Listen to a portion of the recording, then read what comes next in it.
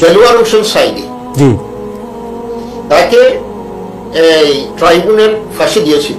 জি আমি দেখলাম তার বিরুদ্ধে ডাইরেক্ট কোনো এভিডেন্স নয়, হত্যা।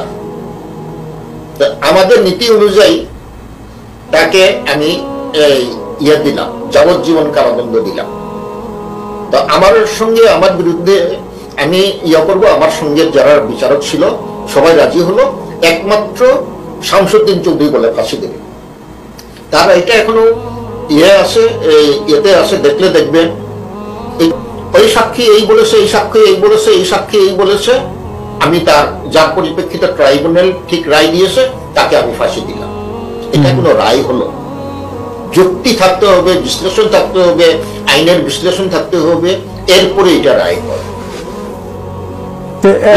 তাই একটা প্রশ্ন করি আপনাকে, এই যে যুদ্ধাপরাধের যে মামলা যেগুলো করেছেন আপনারা, এখানের মধ্যে দেলোয়ার হোসেন সাইদির কথা আপনি যেটা বললেন, সো আপনারা কিভাবে তাকে যাবজ্জীবন দিলেন যেখানে তেমন কোনো এভিডেন্স আপনি বলছেন যে তার বিরুদ্ধে ছিল না?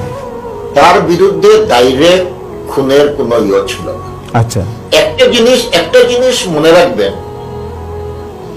ট্রাইব্যুনালের যেগুলো রায় এইটাই কনফার্ম করা বা বাতিল করা, এটাই আমাদের ক্ষমতা ছিল, এবং আমার একার পক্ষে কোনো কিছু করার ক্ষমতা ছিল না।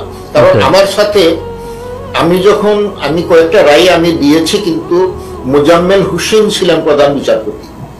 আমরা 7 জন 6 জন বিচারক, আমরা যদি এক না হই তাহলে কোনো রায় দিতে পারি, বুঝলেন? তো একজন বিচারপতি তো মৌলানা সাইদিকে নির্দোষ বলেছিলেন, রাইট? ইয়েতে দেয়নি, আপিল বিভাগে দেয়নি। আচ্ছা আচ্ছা আচ্ছা,